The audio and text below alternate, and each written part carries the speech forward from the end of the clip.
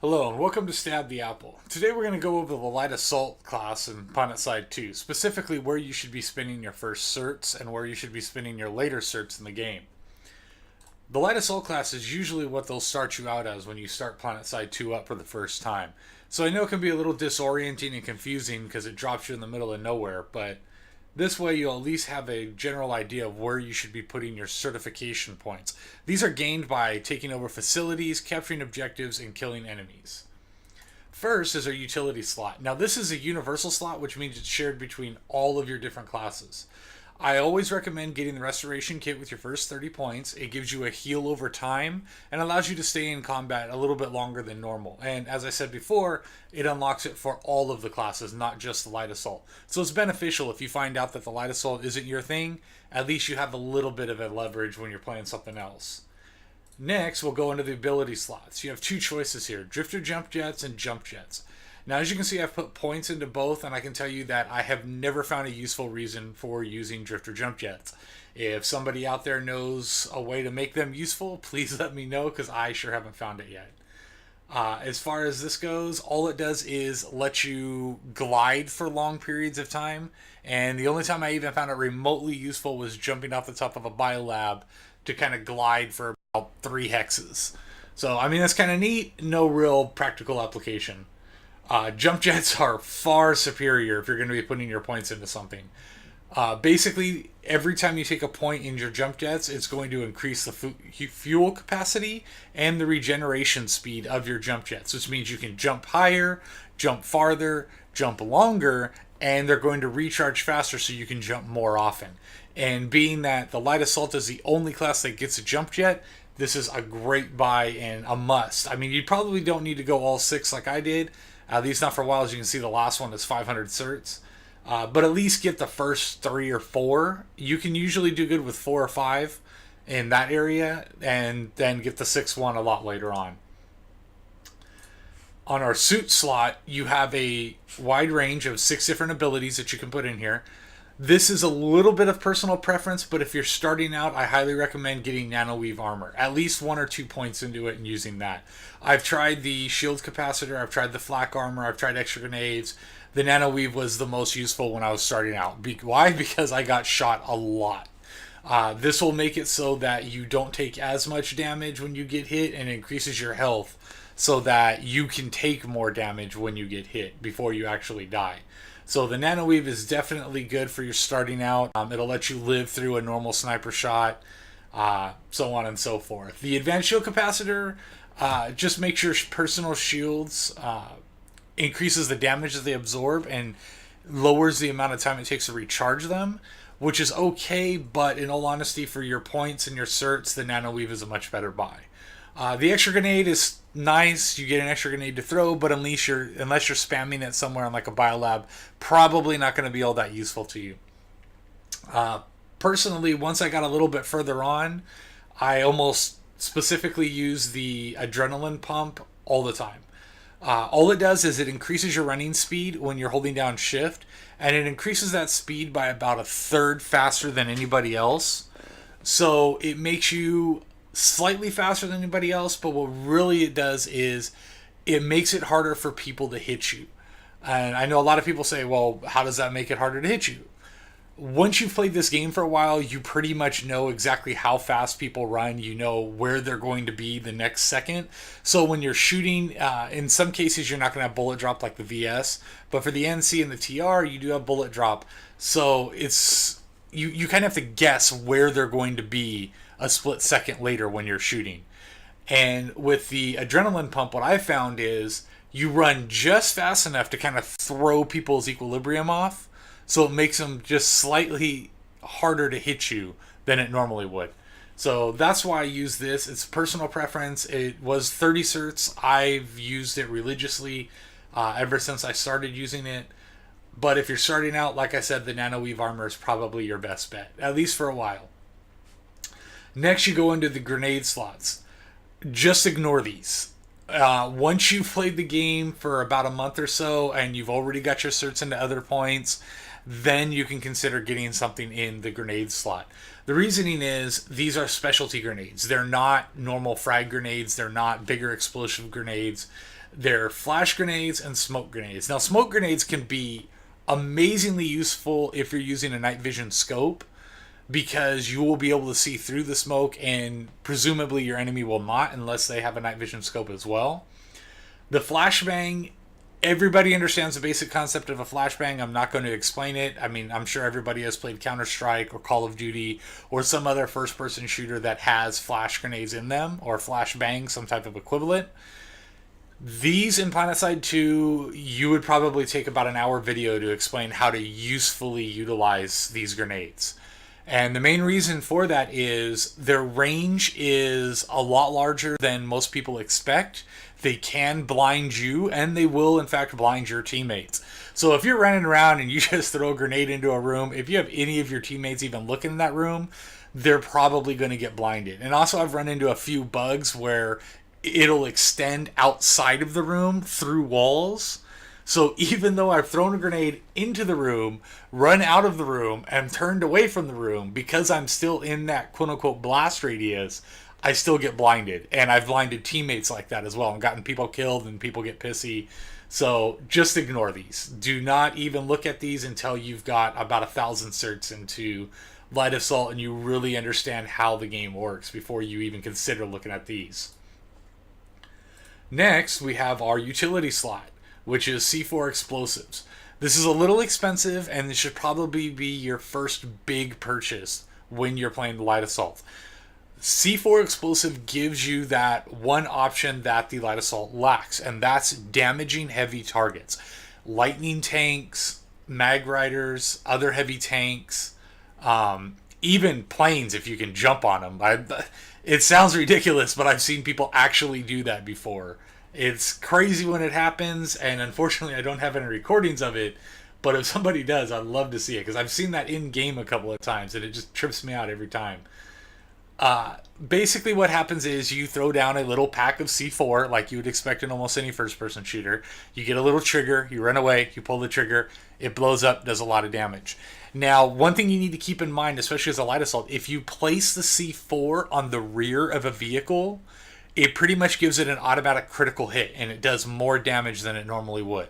So you should be able to kill lightnings and even some of the heavier tanks if you place it on the rear and explode it. As long as they don't have like the extra armor and stuff, it should take them to either explode if it's a lightning, or at the very least it should take them into burning, setting on fire.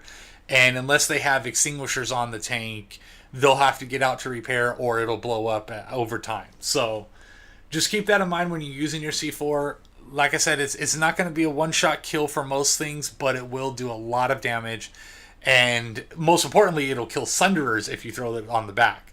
So if you run into a enemy Sunderer that's spawning troops and you're able to jump down there, throw some C4 on the back of it, jump away, blow it up, you get rid of their spawn point, and it's worth the 100 certs that it takes per...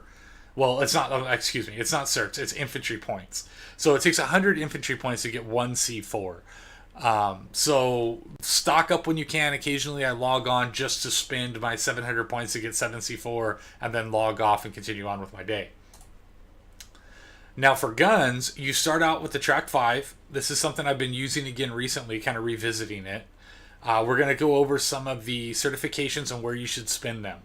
First thing you should spend your certifications on once you've got the restoration kit is some type of optic scope for your gun. The reason is the iron sights are good. Don't get me wrong. They're nice. But any one of these optics is going to give you an advantage in shooting. And as a Light Assault, you're going to be shooting a lot. You're going to be shooting on the move. You're going to be shooting moving targets majority of the time. So you really want to get a scope. What you get is up to you. I recommend reading the descriptions, finding out what works for you, and sticking with that. Myself personally, I use the night vision scope on pretty much all of my guns. And the reasoning for that is, once it gets nighttime in Planetside 2, you really can't see anything. Your line of sight gets taken down to almost nothing. There is some websites that explain how to change your graphics settings so that you can see at nighttime better and it looks a little bit more like daytime. The problem is, the few times I've tried doing that, I found it more of a hassle than anything because you have to constantly mess with your graphics settings.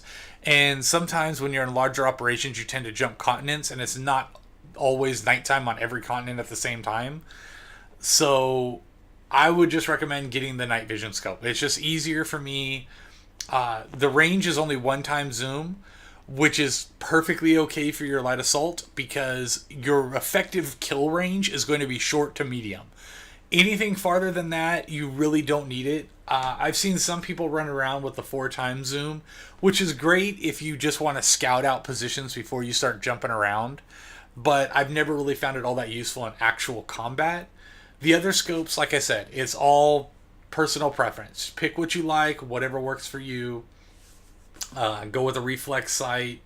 But I personally prefer night vision. I can't express that enough. I mean, it is definitely the most useful, in my opinion, for your scopes. And all scopes are 30 certs. So feel free to get 3 or 4 of them and try them all out. As for your rail, there's really only one thing that you should be focusing on here.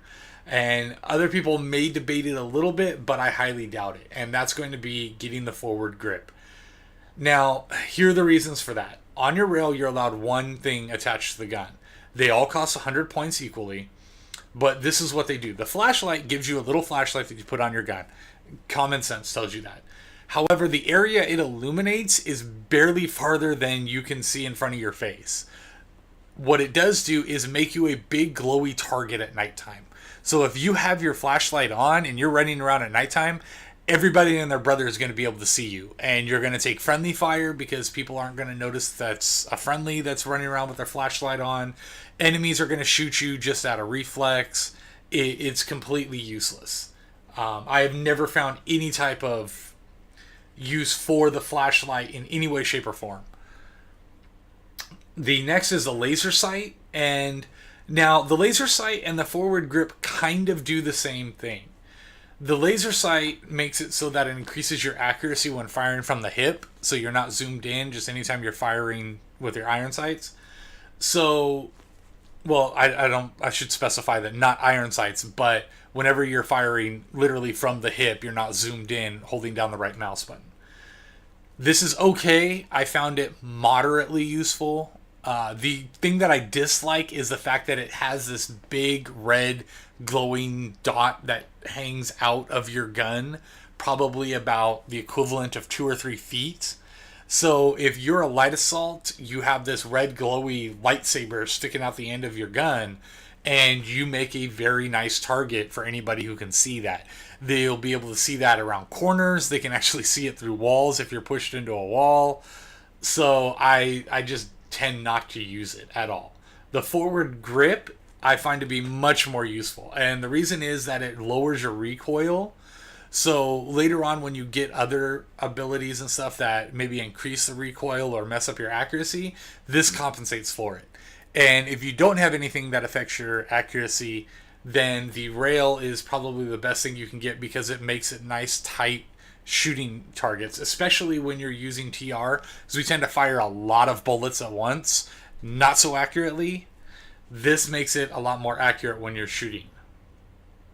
Lastly, we'll go over the barrel attachments, and these should be the last thing you get on your gun. That's why I skipped over them to begin with. Now, you get 2 choices. You get a suppressor and a flash suppressor. Out of the 2, I found the flash suppressor to be a lot more useful and definitely worth 100 points. The reason for it is the suppressor, what it does is it makes it so you don't show up on mini maps when you shoot. That's very nice. It's useful in some cases, especially when you're running around tech plants or biolabs. However, it also makes it almost impossible to hit anything at range. So anything from medium range on, your accuracy and basically your damage for that point is going to be lowered because you're not going to be landing as many hits. So suppressor is fine for short range encounters. Medium range, not so well. Long range, don't even bother shooting.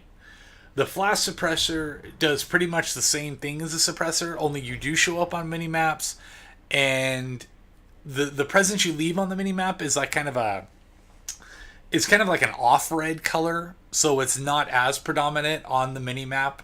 A lot of times people don't even really look at the mini-map.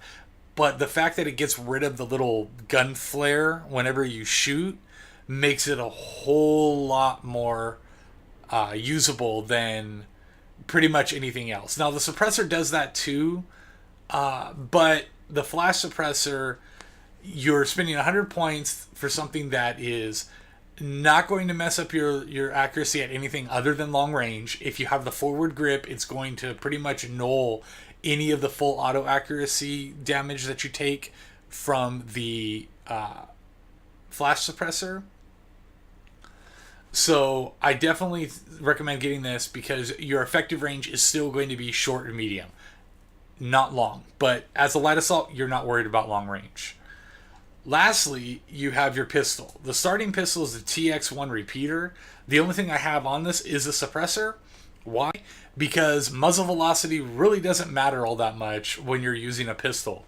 You're not going to be shooting anybody at medium or long range with your pistol. You're going to be up close personal. And the only time I use my pistol is when it's faster to shoot somebody than it is to knife them. And the fact that you have a suppressor on there makes it so you don't show up on the minimap when you shoot them.